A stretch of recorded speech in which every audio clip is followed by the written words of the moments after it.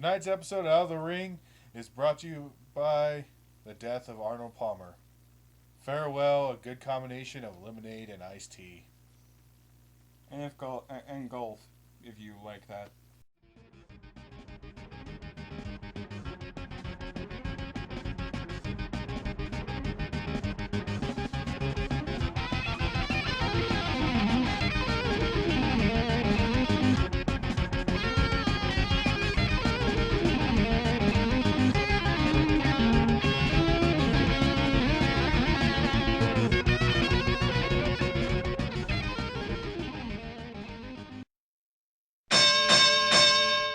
Hello, everybody, and welcome to Out of the Ring. I'm your host, Toonstar, and with me, as always, because it's legally binding, Cobalt Breeze. yes, he sometimes forgets his name. Oh. Not my fault. And tonight we have a very special coverage of. What are we doing again, Eric? It's a Sunday. You called me in on my day off. Clash? Wait, that happened? Hold up. Let me check Twitter real quick.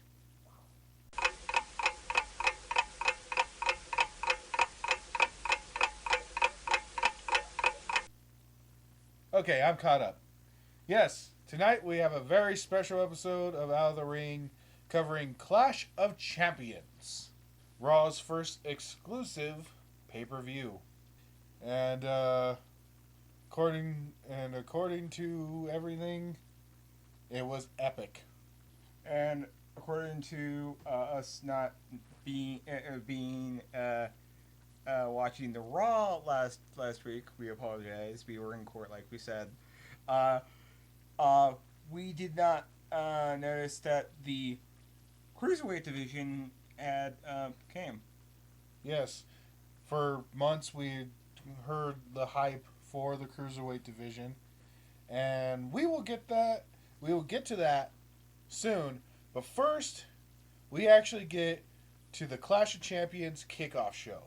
I know in our previous two pay-per-views we didn't cover the actual kickoff show. Tonight we are. And tonight's kickoff match was Alicia Fox versus Nia Jax. A rivalry that happened for some reason. You know, Jax beat another jobber, and apparently she was a friend of Fox, and Fox went crazy. Yeah. Like, cartoon crazy. Like, And they call her the unpredictable Alicia Fox. yeah, whatever that nonsense is about. But, you know, whatever. Yeah, Alicia Fox and Nia Jax have started a rivalry. I guess it's good because it gets Nia Jax out of jobber matches. Yeah, but I'm like, But- why jobber matches? Like, you're giving us giving wrestlers that are like, don't need those matches. Yeah, well, apparently they still get paid for doing them. Yeah. But Alicia Fox is only, one step up Yeah. from a jobber because she hasn't really had any prominence in the WWE for quite some time. Mm-hmm. And for some reason they're absolutely refusing to pit Nia Jax against some of the more qualified women competitors like Bayley, Banks, or Charlotte, or even Brooke. I'm still pushing towards that Strowman Jax match. So am I. And like I said, I have to reiterate because we do get a lot of hate mail over this. Not as much as, you may not see it in the comments, but We do get it. we do get it, and accusing us of supporting women battery and all that. That is not the case. We do not support the beating of anyone. However, you have Nia Jax, the biggest woman in the WWE. Braun Strowman, the biggest man in the WWE. And both of them are fairly capable of competing against superstars of their own weight class. I'm just saying, if you're going to give these two jobber matches, then pit them against each other at least. Yeah. You know, or hell, make them a mixed tag team. Ooh, yes. Yeah, even better. That way we don't get women battery, and we start pulling out a mixed tag team division as well. Yeah, Raw, create a mixed tag team championship. Start pitting men with women. Do it. It's fun. And the rules are remain to not. Yeah, you know, women versus women, man versus man. When one tags out, the other comes in. Fun. But yeah, we get to this this Fox Jax match, and once again, I have to do it in my Mortal Kombat voice. Jax wins. Was it a flawless victory? No, because Alicia Fox even though Alicia Fox hasn't been prominent in the WWE, she has proven herself as a superstar of the WWE. So yeah, Alicia Fox proved to be more of a challenge for Nia Jax, but Jax still won. Mm-hmm. Then we kick off the actual Clash of Champions with the first championship up for grabs, the Tag Team Championship. And it was the Club versus the New Day. A rivalry that has been going on for quite some time now, ever since essentially the draft. Yeah. Yeah. The New Day having reached 399 days as your WWE World Tag Team Champions. Eric, you have no reason to do a hip dance. Facing off against the Club in what kicks off to be one of the greatest pay-per-views so far. And man, if Raw had 1/10 of the intensity of their pay-per-view, they would dominate SmackDown. Yeah. But they get on to the match, and I'll be right back for a minute. I need to go do something. Hey Doc, come here. I need to borrow your time machine.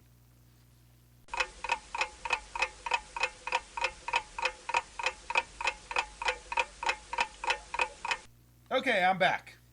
I went back in time yesterday to check out the entire Clash of Champions. Live, no less. So, yeah. The Club versus New Day. Epic match. Now, I have been reading some of the Twitter after it, and some of the comments, and some of the other comments after it, in certain other websites, and I noticed a lot of people saying that the New Day won using their trombone as a weapon. I didn't see it while watching it on TV. I did not. Oh, maybe they saw something I didn't. Maybe I just wasn't paying attention. But whatever. Possibly it was something that happened during commercial, because it's. I've noticed it's some pay-per-views will hold that little box and run the match on the corner, but some don't. I wish they would. Seriously, I wish they would. I wish they would do that for like all matches. If they got a commercial, they move the match into one. They do a picture-in-picture. They move the match into one screen, the commercial onto another box. Play the commercial while the match is still going on. Don't interrupt for anything. Everybody gets 100% of both sides. Yeah. But yeah, and once again, New Day as signing match. While it was sort of a rehash of what we had been seeing, though, I mean, there were no corny jokes or anything. Oh no. But and Gallows and Anderson did put up a decent fight. New Day just put up a better one. Yeah. And the New Day came out still tag team champions going into day 400. Moving on, we have Brian Kendrick versus TJ Perkins for the Cruiserweight Championship. This is, the Cruiserweight Championship for this new division on Raw. And I didn't watch neither one of us watched the Cruiserweight Classics because by the time we got cleared to do this show, they had already started, and we didn't feel like reporting on. And I don't think you guys would appreciate it just coming in straight in the middle and started reporting on them. Mm-hmm. So we have no idea who either of these two are. So you had Brian Kendrick, who apparently is like a Mad Dog type character. Yeah. And then, who like apparently hates everything that T.J. Perkins stands for. T.J. Perkins, great entrance by the way. I love the 8-bit theme he had going, the whole fighting game theme he had going, and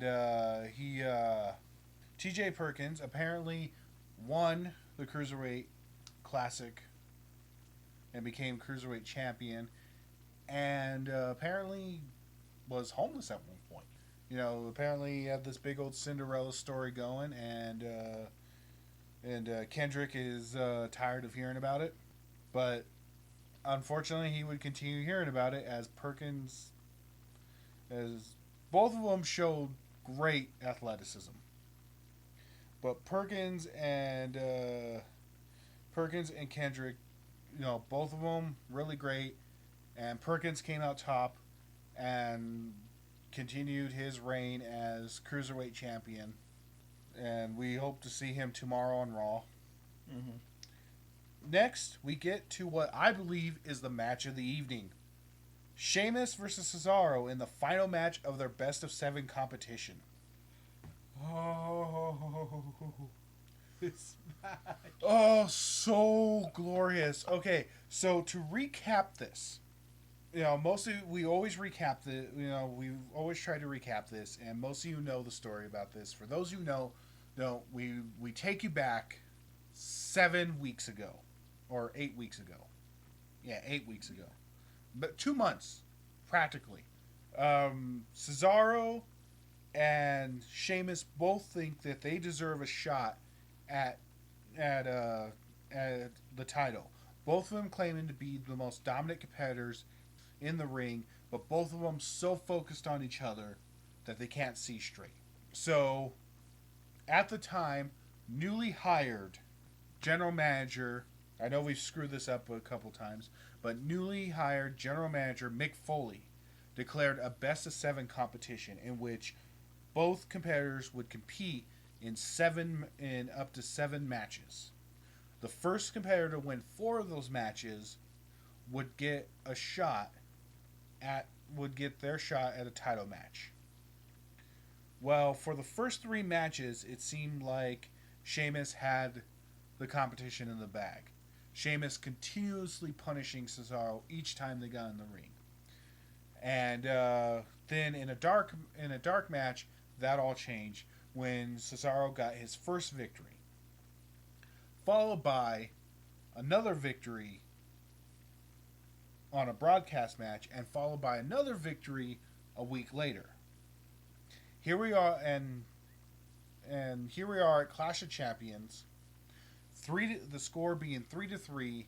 Sheamus, Cesaro, anybody's game, and they went at it, showing off strength, agility, athleticism, so much energy, so intense, and Cesaro with probably the slowest 619 in history, but still Cesaro with a 619. Yep.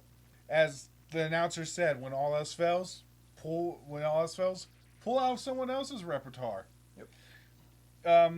I don't think that 619 was actually fully planned, though. I think it was just something that they did, like, on the edge. Mm-hmm.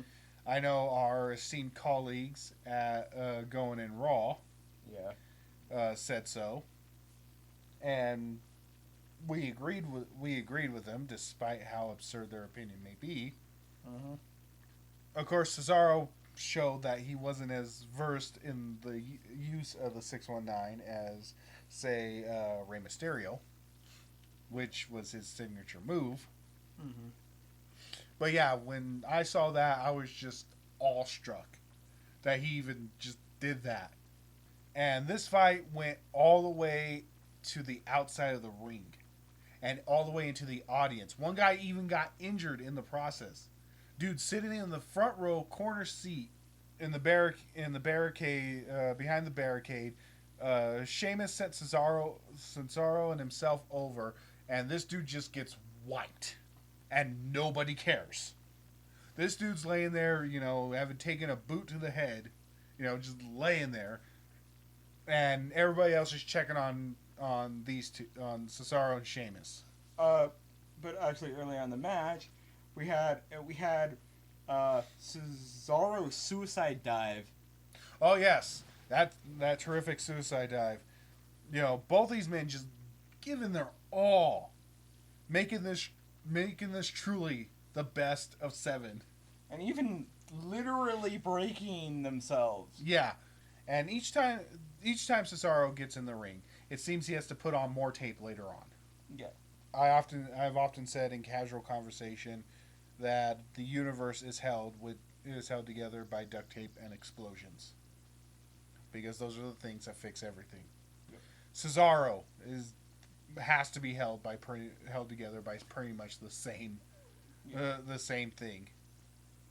Just his explosive attitude and all that tape. Mm-hmm. You remove one strand and you'll just collapse like a boned fish. But yeah, this match got so intense and both men got so busted up that the ref had no choice but to declare no contest due to medical injury. Yeah. And, Cesaro wanting to even continue the...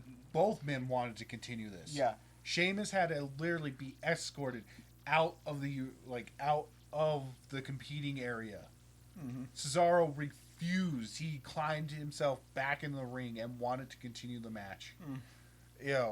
Eventually he left too, so the show can continue. Yeah. But and I eagerly await, the results of that situation. Yeah. That's going to be exciting. But putting that aside, we move on to Sami Zayn, former best friend of current Universal Champion Kevin Owens, and Chris Jericho, current best friend of current Universal Champion Kevin Owens, competing against each other. Of course, no titles are on the line for this one. Because I don't have This one was just an exhibition match and was brought on by a moment in Jericho's highlight reel. And, of course, we all know how those go. He tries to do something and someone interrupts because they don't like his guest. More or less, yeah. But, and then Jericho, for whatever reason, gives them, sour grapes and a quote-unquote beating. Or you're put on the list. Yeah, you're put on Jericho's list. Really, Jericho? Really? How much more are you gonna just submit the WWE universe to this one of your most absurd personas ever?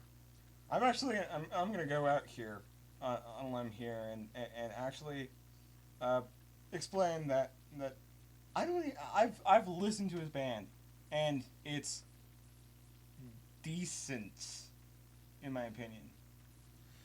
I'm gonna have to, as an aficionado of music and maker of such, I will have to listen to it too. Okay. And tell you how wrong you are. Okay.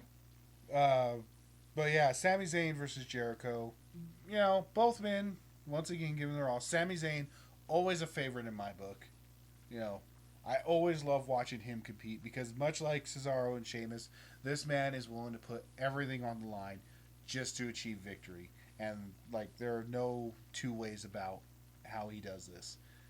Jericho, okay, so his experience, lends him credence to keep competing like he does. His accolades, his past accomplishments gives him in no way the right to act the way he does. if you were to make a list of the top 10 worst heel character personas in the current WWE, Jericho would be near the top, and he'd be right next to Miz. Yeah. No one likes Miz. That's actually something we should do. What? Top 10 worst WWE heel personas currently in WWE. That will actually be, look for it, folks. It'll be our first top 10. I'll name 5, he'll name 5. Yeah, but in the end, despite Sami Zayn's best efforts, they continue to give Jericho's these victories. Despite, I'm not sure how everybody else feels about him, but I don't like Jericho right now. I liked Jericho back in the day, back in the Attitude Era, when it was Edge, Christian, Jericho, Michaels, Undertaker, Kane, Big Show, friggin' all this new, as the old guard was leaving, all this new blood just being infused.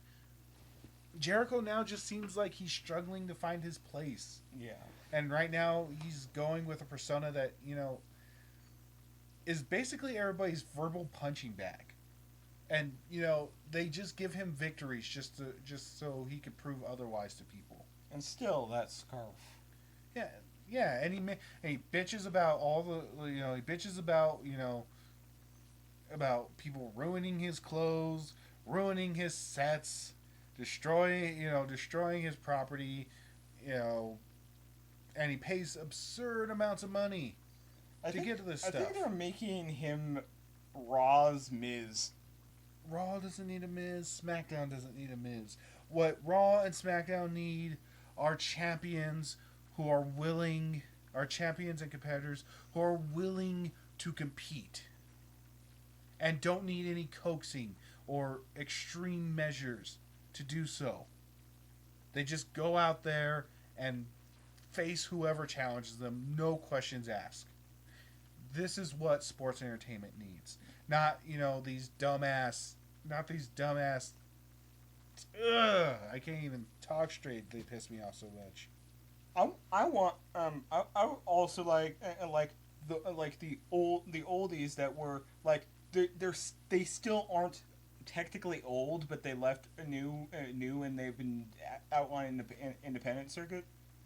Like towards the big end of the switch over, that kind of just left. You mean like the Hardy Boys?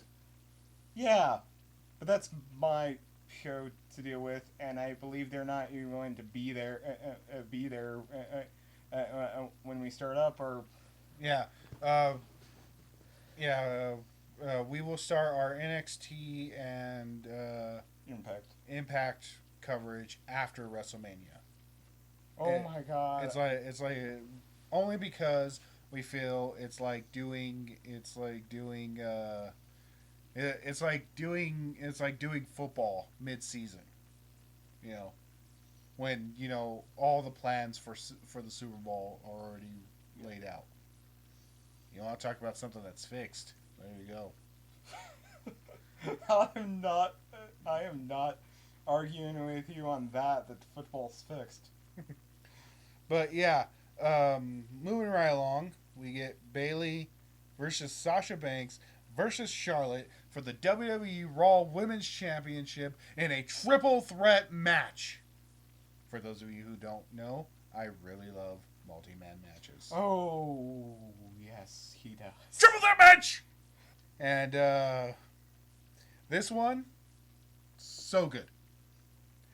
We have Bayley, my favorite, versus Banks, the boss, versus Charlotte, who Eric bet on. I forgot he did that. Now, I know there may be some mixed feelings about how I, talk about Charlotte and all these competitors, but I try to give my honest opinion. And there are times when, I actually do like certain things that Charlotte does. But once again, she is part of that plague of competitors and champions who will not compete or defend their titles without someone coaxing them to do so. Miz. Yeah. and it's just so irritating. And they argue with their bosses over it. They argue with Mick Foley and Stephanie McMahon over these corporate decisions that are supposed to give us the best entertainment possible. Yeah. If I was competing in the WWE and they told me that I had to, defend my title against 20 guys, I'd be all like, when do we start? There would be no question. There would be no discussion. I would be willing to do that match if the title wasn't on the line. Oh yeah, just just 20 versus 1 gauntlet match, just beating my way to the top. That's how I would. That's how I. That's how I would compete in the WWE. But and I get it. Everybody's on. I get it that before all of you start commenting, well, it's the storyline. I get it. I get the stories. They need to happen. They need to create controversy. They need to keep you entertained and everything. But to me, when a champion refuses to defend their championship just simply because they don't like the idea of doing so, that's when I go, well, you don't get that championship. Yeah. That's why I love Daniel Bryan's that storyline that's going on. He blackmailed. That's the coach for that. I mean, the Miz. He don't need. He shouldn't have to blackmail his superstars into competing. But when you got attitudes like the Miz and and Charlotte and even Rusev. Yeah. Rusev is a man who knows he can beat almost anyone in the WWE. And still, he's one of those who refuses to compete in order to defend his championship. Mm-hmm. Or if he has to compete, it has to be guaranteed someone weaker than him. Yeah. And we'll talk about that later, but getting back to the match. Bayley versus Sasha Banks versus Charlotte. A lot of going around. Yeah. For the women's champion, triple threat match, always awesome. Bayley proven that she actually deserves to be there. Banks proven that despite her back injury, which actually Charlotte hasn't helped. Charlotte even removed her sports tape. Yeah, just to get a better shot at her back. They prove, these two women actually proved that they deserve this, deserve to be in the WWE, deserve their shots at the title, and actually deserve to be women's champion. Yeah. Unfortunately, tonight wasn't the case, as Charlotte still continues to hold on to her championship. And of course, because it was a triple threat match, there were no disqualifications. And with Dana Brooks down there, just nonsense. So I can't wait to see how that resolves in Raw tomorrow. Yeah.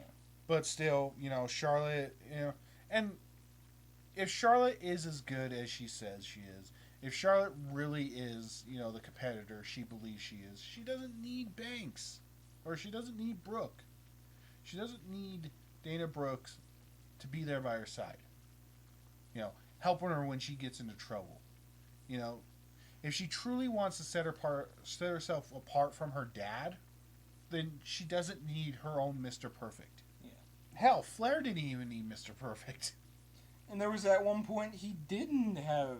Yeah, and still proved he was one of the greatest superstars in the WWE. /F. Yeah. Because it wasn't originally WWE. It was the WWF, the World Wrestling Federation. And now it's the World Wildlife Foundation. Yeah, and the World Wrestling Entertainment, which, it makes sense. You drop the F, change it to an E. Yeah. They could have just added another letter at the bottom of the W. Yeah. For their logo, but now it's just two W's. Two W's and a line going through the or just bottom. WW. World Wrestling. But, Vince McMahon, Does it have to be just World Wrestling? Can it be something, you know, that pops? World Wrestling Entertainment. Because I'm Vincent Kennedy McMahon, and I own you. And if you don't agree with that, you get fired. Thank you, Toonstar, for your impression of Vince McMahon. I do what I can. But, yeah. But Charlotte won, and now we move on to the U.S. title with Roman Reigns versus Rusev. Now, here's a rivalry that's pretty much interesting. Once again, Rusev is one of those champions who needs to be coaxed and pushed to defend their championship, to do their job. Once you become champion, your job is to defend that champion. Prove every single day that you deserve to hold that belt, and prove every single day why you deserve to be the top of the heap. And, you know, they have currently, with the exception of the New Day, all the championships are in the hands of heels who need to be coaxed and pushed and commanded and told to do their job. And Rusev is no different. You know, I get being part of a heel means that, you know, you have to be, you know, or actually, you know what? No, strike that. Being a heel doesn't mean you have to be a coward. No. Being a heel means you just have to play dirty to win. You know, you have to be, but there's a good, you have to be disliked to be a heel. But there's good being disliked and there's bad being disliked. Heels that were disliked but for all the right reasons include Classic Jericho, Edge, Triple H, $1 Million Man. Money. Yeah. Yeah. Hollywood Hogan, Kevin Nash, Scott Hall, Shawn Michaels. Yeah. Kane. All these people were heels, and they were good heels. I was gonna think X-Pac, but now he was underrated. He was underrated, but he was still a heel when he was part of D-Generation X. Yeah. As the 1, 2, 3 kid, he was sort of a face. Yeah. Yeah.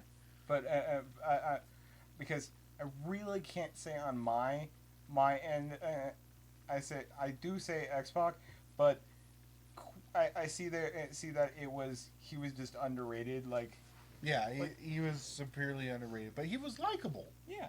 You know, even as a heel, he was likable. No matter how underrated he was likable. Then you have the heels you hate, and you hate hating them. Only because they have so much more potential to offer, even as heels.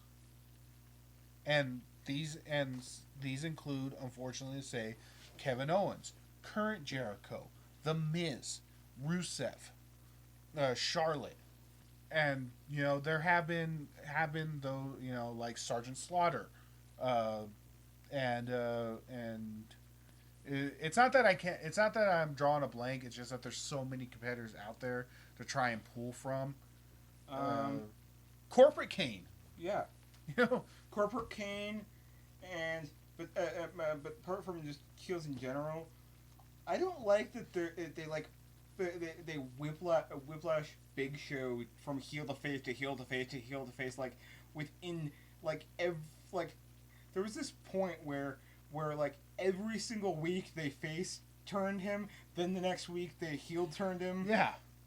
But the thing is that no matter what side he's on, Big Show is likable. Yeah. Like he was in the WCW, he was likable. When he showed up at St. Valentine's Day Massacre, he was, you know, everybody was like so excited, and he has made a name for himself in the WWE in the best possible way.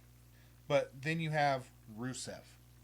You know, I get that foreign competitors, you know, Nikolai Volkov, for example, Yeah. especially when you get to Russian competitors. And given the state of real world affairs, Was Iron Sheik one? yeah, Iron Sheik. Given the state of real world affairs, and they create these personas of these characters for these characters who represent the nations that the United States have a beef with. And this of course is excluding, the Canadian wrestlers. Yeah. Because for all intents and purposes, the US never has a beef with Canada. Canada's like, hey, I'm Canada. Yeah. Canada is, that's the thing with Canadian wrestlers is that they always have to work to become, hated by Americans. Yeah. Because if they don't, they're just still wrestlers. Yeah. They're just regular superstars like every red, white, and blue blooded American wrestler. And I think that's like, I think that's entertainment in general, apart from sports entertainment.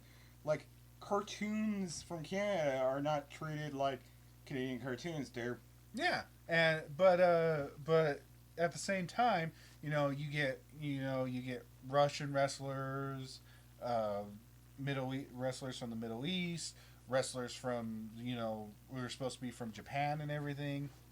They come in, are Asian wrestlers, and these are parts of the world that are currently in global upheaval and that America has a beef with in some way, shape, or form. Yeah. So, and kudos to Vince McMahon in incorporating those to create entertainment value in otherwise brutal sport. Yeah.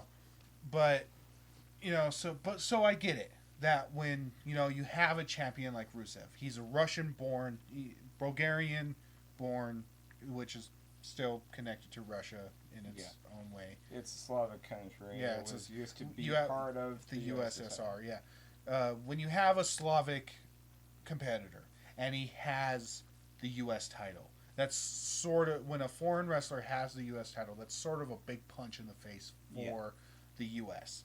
So you need a U.S. superstar to compete and get that title back. Yeah. But Eddie Guerrero, when he got the U.S. title, he didn't refuse a challenge. No. I mean, yeah, he used dirty tactics to keep it, but he competed and kept the title. Yeah. And that's why I respect Eddie Guerrero. Yeah. That's why I respect Ric Flair, because even though these guys were were like really cheap and dirty, they never refused a challenge. Yeah. They didn't just like a competitor who could beat them, showed up. Flair never went, I'm out of here. No, he went, bring it on. Eddie Guerrero took on guys like The Undertaker, Big Show, Kane, huge ass dudes. Eddie Guerrero is like, slightly taller than Rey Mysterio. God rest his soul. Eddie Guerrero, not Rey Mysterio. Rey Mysterio is just retired. Yeah, he's currently just retired and enjoying his life. No, Eddie Guerrero, God rest his soul. He took on guys that were way bigger than him, and he owned those matches. Rusev crush, Rusev strike, Rusev, and then and you have Lana, who's not even a wrestler. She's a model, and his wife. And I'm not as her. They have her as his escort. I wonder how much he pays her then. No, I'm not trying. We're not trying to cast aspersions on their relationship or their marriage or anything. But I'm just saying it's a term. It's a term. It's whatever. It's their side. They're like trophy. On their side. But I'm just saying that and I actually had a slight tweet argument with one of our followers that he was rooting for Rusev, I was rooting for Reigns, and he called Reigns out on his behavior and said that and called everybody else out, called the WWE out, the announcers and everything, for casting dispersions on Rusev, just being angry about, the pride of his wife and everything, and what Reigns did, and, and them, just bashing on Rusev for all that. And I told him that the reason that they were bashing on him, in not so many words, but the reason why I felt they were bashing on him wasn't because, he was defending the honor of his wife, but because he was being a coward and not doing his job. Reigns shouldn't have Okay, so yes, Reigns sort of did go about getting his match in a wrong way, a hilarious way. Yeah. I mean, who doesn't enjoy cake on their face? Yeah. I know every birthday I expect someone to chuck cake at me. That's why I wear a raincoat on my birthday. Cake chucking. But Reigns, when he initiated his challenge, he was slightly disrespectful, yes, but he face to face challenged him. Yeah. And Rusev dismissed him. So Reigns resorted to, pushing him, which, Reigns shouldn't have to resort to. If Rusev was half the champion he claimed to be, he should have accepted Reigns' challenge then and there. Yeah. So, Rusev versus Reigns now. Blows have been thrown, insults have been flung, injuries have been sustained. What I took away from this match was that all that no longer mattered. Yeah. It was the beginning of a whole new storm. And honor had nothing to do with it. Titles had nothing to do with it. These were just two men who were just pushed to their limits. And both Rusev and Reigns, brought it. Mm-hmm. This was actually one of the more impressive matches of the night. U.S. title on the line, and Lana tried to interfere again. Yeah. And she was ejected from the ring this time. Yeah, the ref went, "No bueno, you're gone." Right. Yeah, and Rusev tried to capitalize on the distraction, but he couldn't keep the momentum, and with an amazing spear from Reigns, Rusev lost the U.S. title, and now it is in the hands of now the Roman Empire rules the U.S. title. And so great. Mm-hmm. I've been actually rooting for this day since this rivalry began. Reigns, actually finally one of my competitors. And I can reach for that obvious pun there, but I'm not. What? You could say Roman Reigns. Yeah. Like I said, I didn't want to reach there. Don't make me get Eric out here with this with the hose. It's so cold. No. Anyway, yeah, Reigns, new U.S. championship, and we'll see the fallout of that one on Raw. And now we come down to the last match of the night. Seth Rollins versus Kevin Owens. Now, as a recap, how this rivalry started was actually in the triple threat match for the U.S. title after Finn Balor had to relinquish it.